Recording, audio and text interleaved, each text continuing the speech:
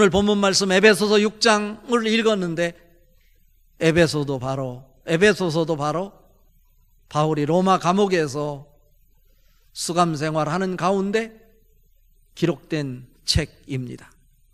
에베소는 어느 지역이냐면 소아시아의 에베소를 중심으로 해서 소아시아의 7개 교회가 부채꼴로 이렇게 연결되어 있습니다. 그렇기 때문에 이 에베소를 중심으로 해서 이 복음을 전하기에 아주 중심 역할을 할 수 있었던 지역입니다. 교통이 발달하고 문화가 발달해서 외국의 물물 그리고 문화, 사람들을 쉽게 접할 수 있었던 곳이 바로 에베소입니다. 복음의 중심 역할을 할 수 있었던 곳입니다. 그런데 에베소서 이 6장에서 우리는 오늘 본문 말씀만 따로 읽어서는 이 의미를 제대로 파악할 수 없어요. 에베소서 6장은 에베소서 5장과 연결해서 같이 통으로 읽어야 그 의미를 담을 수 있는데 에베소서 5장의 핵심 구절은 에베소서 5장 16절부터 18절 말씀입니다. 세월을 아끼라 때가 악하니라. 그러므로 너희는 어리석은 자가 되지 말고 오직 주의 뜻이 무엇인가 이해하라. 술 취하지 말라. 이는 방탕한 것이니 오직 성령 충만을 받으라 말씀하고 있습니다. 이것이 에베소 교회를 향해 주시는 메시지였습니다. 여기서 성령 충만을 받으라. 성령 충만을 받는 것이 그들의 뜨거운 가슴을 유지하고 그들 성령 충만을 통해서 하늘의 뜻을 보고 그 사람에게 기쁨을 안겨주는 것, 이것 신앙생활에 있어서 아주 중요합니다. 그러나 성령 충만의 수준으로 끝나서는 안 된다고 하는 것이 에베소서의 가르침입니다. 이 성령 충만을 강조하여 말씀하신 하나님께서는 곧바로 이어서 22절부터 에베소서 5장 22절부터 33절까지 무슨 말씀을 하냐면 부부관계에 관해서 말합니다. 그리고 오늘 본문 말씀을 통해서는 부모와 자녀의 관계를 말하고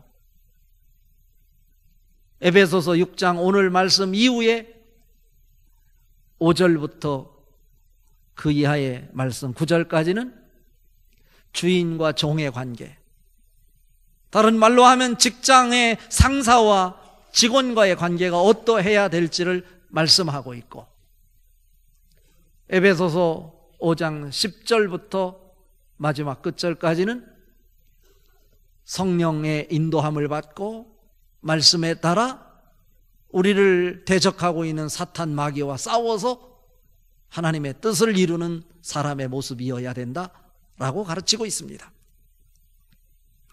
이것은 우리에게 무슨 교훈을 주는 거냐면 성령 충만이 단순히 성령 충만으로 끝나서는 안 되고 성령 충만을 통해서 가슴이 뜨거워진 자가 그 뜨거운 가슴으로 아름다운 부부의 관계를 만들어내고 부모와 자녀의 관계를 형성하고 직장 생활에서 상사와 직원 간의 관계가 건강한 관계로 주인과 종의 관계가 아름다운 하모니를 이룰 수 있도록 하되 말씀 따라 성령의 인도함을 따라 사탄 마귀를 물리치고 하나님이 원하는 그 모습을 실현해내는 하나님의 사람이 되어야 된다라고 하는 것을 가르쳐주고 있는 것입니다.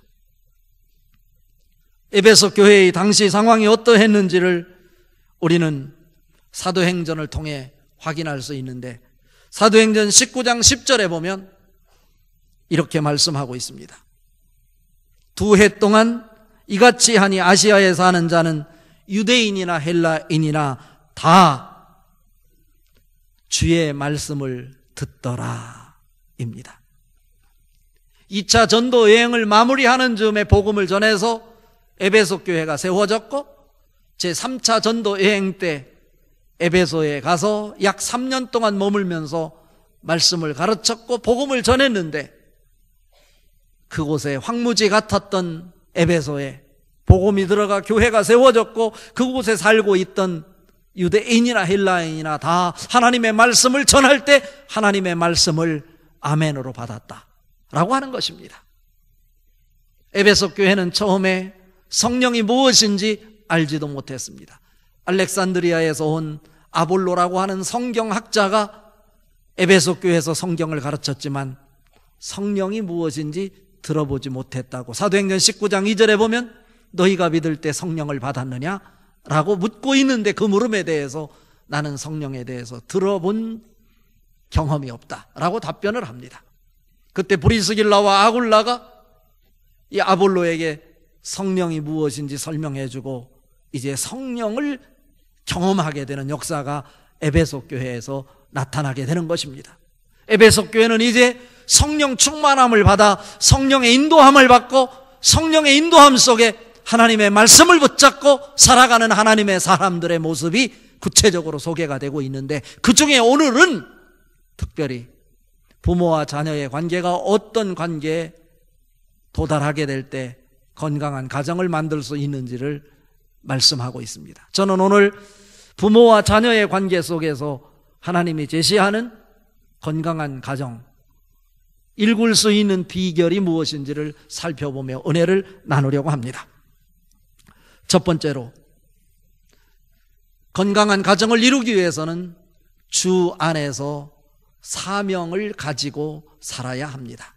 오늘 읽은 말씀 중에 1절 말씀 같이 한번 읽어봅니다. 자녀들아 주 안에서 내 부모에게 순종하라 이것이 옳으니라 입니다. 성령 충만을 받은 에베소 교회 성도들을 향해서 다시 한번 부모와 자녀의 관계가 어떤 관계가 형성되어야 건강한 가정을 이룰 수 있는지를 가르쳐주는 말씀입니다. 여기서 자녀들아 라고 말할 때 children이라고 표현하고 있는데요, 헬라어에 보면은 테크나라고 표현하고 있어요. 이 테크나라고 하는 뜻은 어린 아이를 통해서 어른에 이르기까지 모두에게 해당되는 단어인데 이것은 예수님과 제자와의 관계 속에서 주어지는 용어라고 하는 것입니다.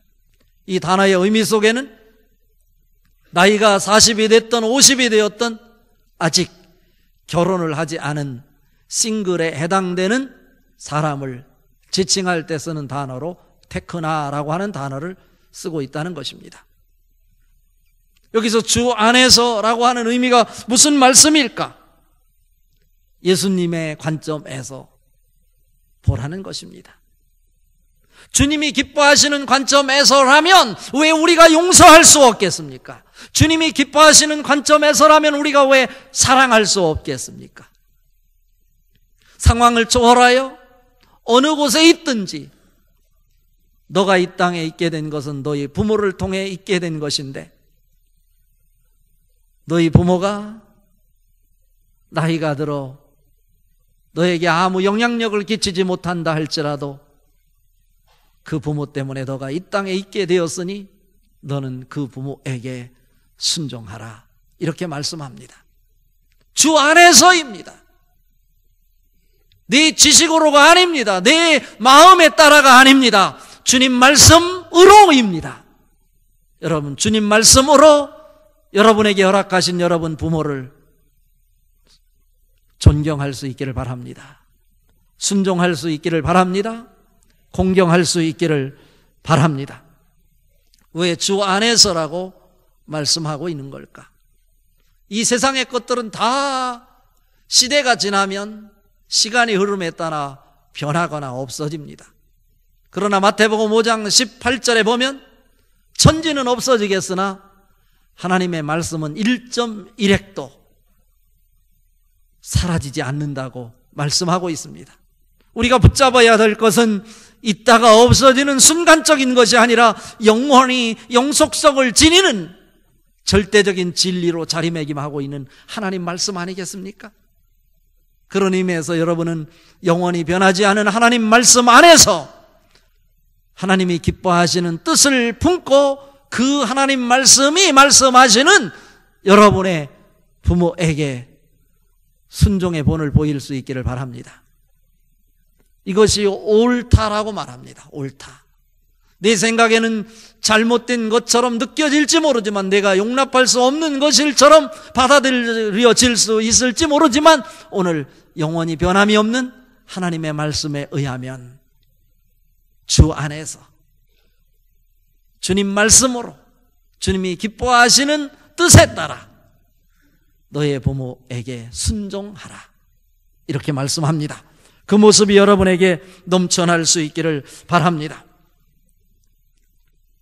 골로새서 3장 20절에 보면, 자녀들아 모든 일에 부모에게 순종하라, 이는 주 안에서 기쁘게 하는 것이니라 말씀하고 있어요.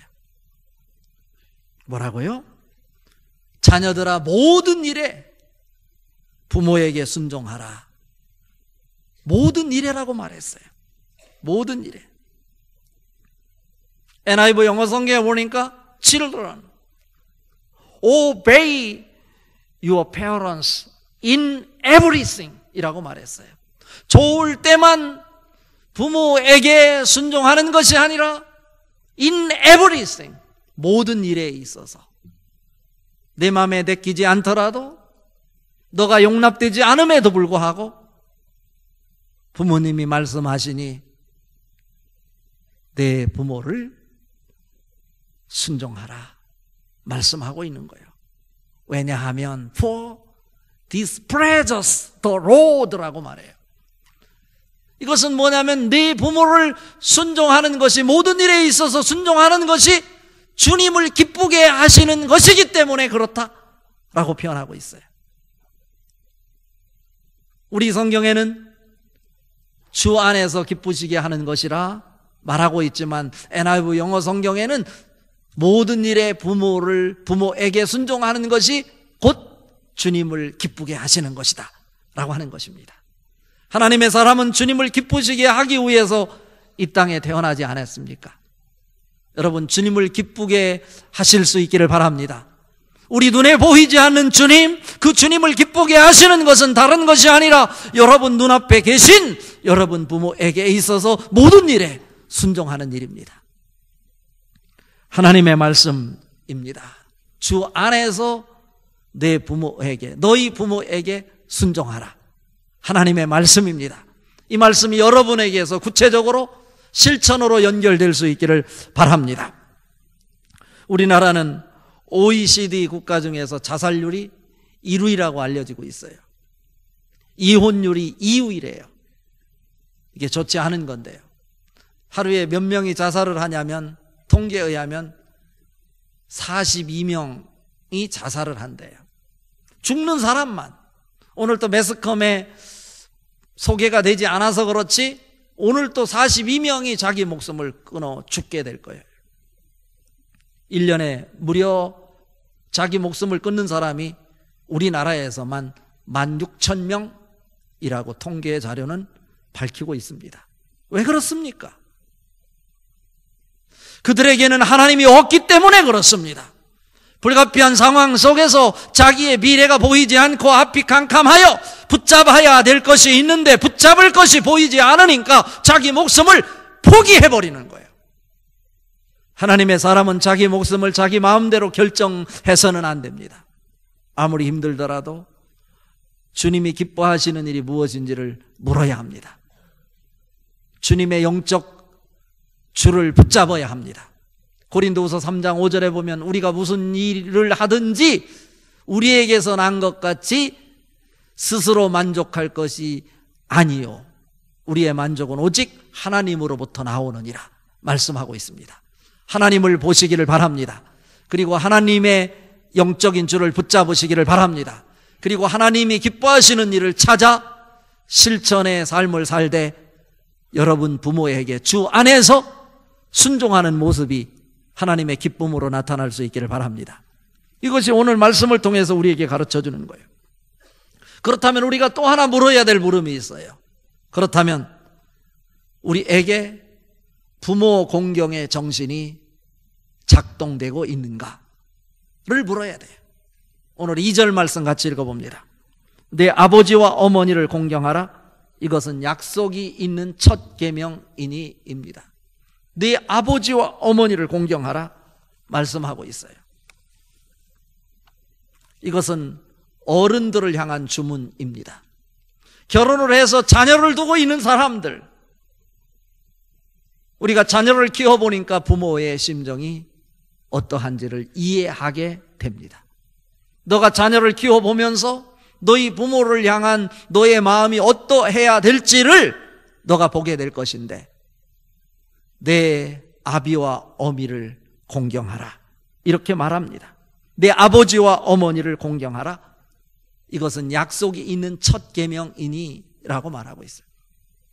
여기서 첫 계명이라고 하는 것은요, 10계명의 첫 번째부터 네 번째까지는 하나님과 인간 사이에 지켜야 될 법이라면, 다섯 번째부터 열 번째는 인간과 인간과의 관계 속에서 지켜야 할 법인데, 이 10계명을 둘로 나눈다면 첫 번째부터 네 번째 계명, 하나님과 인간과의 관계 속에 지켜야 될 법, 그리고 두 번째 계명은 다섯 번째부터 열 번째까지 인간과 인간과의 관계 속에서 지켜야 될 법, 내 부모를 공경하라는 두 번째 10계명의 틀 중에 첫 번째 나오는 계명이다.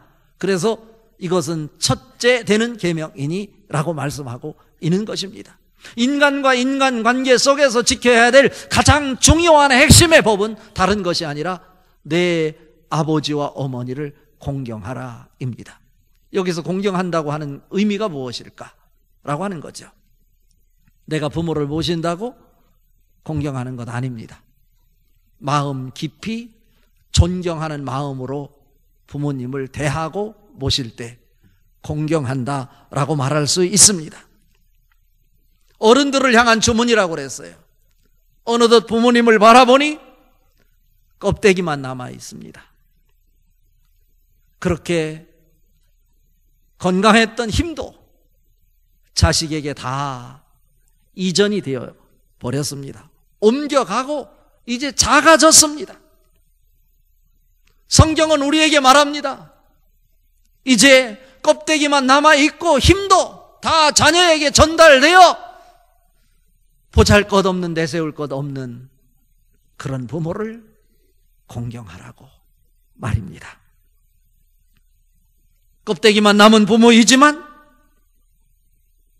공경하라고 말씀합니다. 자녀들을 위해서 다 쏟으셨습니다.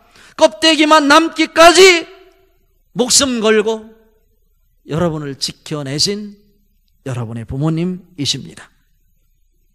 여기서 공경한다라고 하는 말, 동양 사상가였던 중국의 공자가 말했어요. 너가 부모님을 모신다고 해서 공경한다고 착각하지 말라. 너가 부모를 모시는 것처럼 너희 집에는 돼지를 키우고 강아지를 키우고 있지 않냐. 돼지를 키운다고 해서 돼지를 공경한다는 말을 하지 않듯이 내 마음속 깊이에 존경하는 마음이 없다면 너가 부모님을 아무리 모신다고 해도 공경한다 말할 수 없다고 말합니다. 여러분, 마음속 깊이 존경하는 마음으로 여러분 부모님을 공경할 수 있기를 바랍니다. 우리 부모님은요, 오래 기다려주시지 않아요. 우리가 살아보지만 오래 기다려주지 않아요. 부모님은 하나님이 주신 축복입니다. 우리가 10번 속여도 11번을 기다려주시는 부모님이세요. 이 마음을 누가 헤아릴 수 있겠습니까? 여러분을 위해서 죽으라면 언제든지 죽을 준비를 하고 계신 분이 여러분의 부모입니다. 여기서 공경한다 라고 하는 단어가 출애굽기 20장 12절에 나오는 10계명에 나오는 말씀인데요, 히브리어로 카베드라고 합니다. 카바드라고 하는 것은 무겁다라고 하는 뜻이에요. 무게 중심을 두다 이런 뜻이에요. 이 카베드라고 하는 단어가 오늘 이 신약 성경 에베소서 6장에서 내 부모를 공경하라 라고 하는 단어로 쓰였는데, 이 공경하다 라고 하는 단어, 헬라어 단어는 티마오라고 하는 단어로 써요. 여기서 티마오라고 하는 단어는 무슨 의미를 갖고 있냐면 가치를 두다, 무게의 중심을 두다, 또 하나의 깊은 의미가 담겨 있는데 뭐냐면 현금 가치로 계산하여 지불하다라고 하는 뜻이 있어요. 다시 말하면 부모를 공경하는 건 다른 것이 아니라 여러분을 지금까지 키워주고 양육해준 그 부모의 은혜를 헤아려 그것을 현금으로 값을 쳐서 값을 지불하라는 거예요. 그것이 공경하는 것이다 라고 하는 거죠.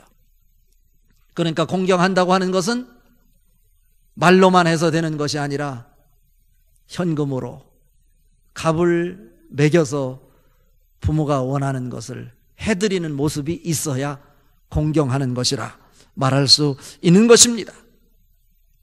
이 공경하다의 반대 개념은 무엇입니까? 가볍게 여기다, 경히 여기다 입니다. 우리는 자칫 잘못하면 부모님이 하시는 말씀을 잔소리로 치부해버리는 경우도 있어요. 그렇잖아요. 그런데 무게를 부모에게 두라는 거예요. 가볍게 여기지 말라는 거예요.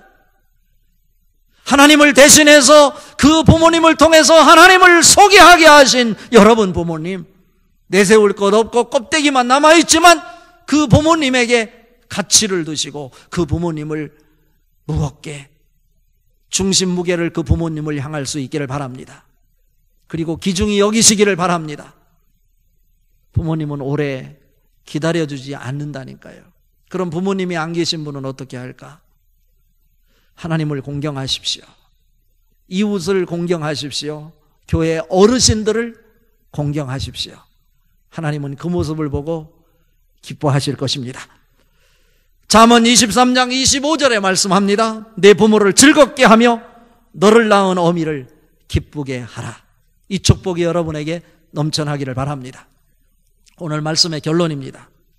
그렇다면 이제 부모된 자가 건강한 교회를 일구기 위해서는 단순히 부모를 공경하고 부모에게 순종하는 것으로 만족할 것인가? 그렇지 않다는 거예요.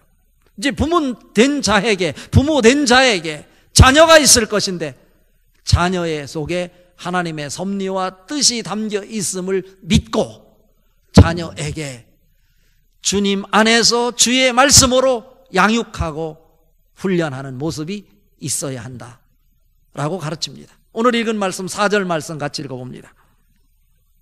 또 아비들아 너희 자녀를 노엽게 하지 말고 오직 주의 교훈과 훈계로 양육하라 입니다. 주의 교훈과 훈계로 양육하라 말씀하는 거예요. 여러분이 건강한 가정을 정말로 원하신다면 여러분 자녀를 자녀 마음대로 내버려 두지 마십시오. 주님 안에 서게 하십시오. 믿음 안에 들어오게 하십시오. 그리고 주의 말씀으로 그들을 양육하십시오. 왜냐하면 하나님은 이 땅에 사람을 보내실 때 그냥 보내시는 법이 없어요. 반드시 주님의 뜻을 담아서 보내시기 때문에 말씀으로 양육하여 여러분 자녀를 통해 주시고자 하는 하나님의 뜻을 발견하게 하십시오. 그럴 때 그 가정은 건강한 가정이 될 수 있다라고 가르칩니다.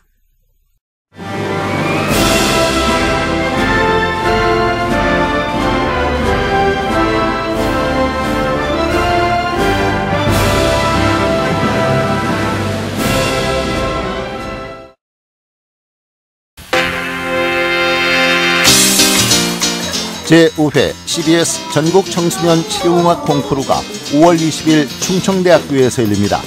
청소년 실용음악 콩쿠르는 초중고 대학 일반부로 나눠 보컬과 기타, 피아노, 드럼, 타악기 등 부문별로 재능을 겨루게 됩니다. 대상에는 문화체육관광부 장관상과 상금 500만 원이 주어지며 각 부문별 최우수상에는 100만 원의 상금이 주어집니다. 신청은 5월 1일부터 14일까지며 자세한 사항은 CBS 전국 청소년 실용음악 콩쿠르 홈페이지를 참고하시기 바랍니다. 청소년 여러분의 많은 참가를 바랍니다.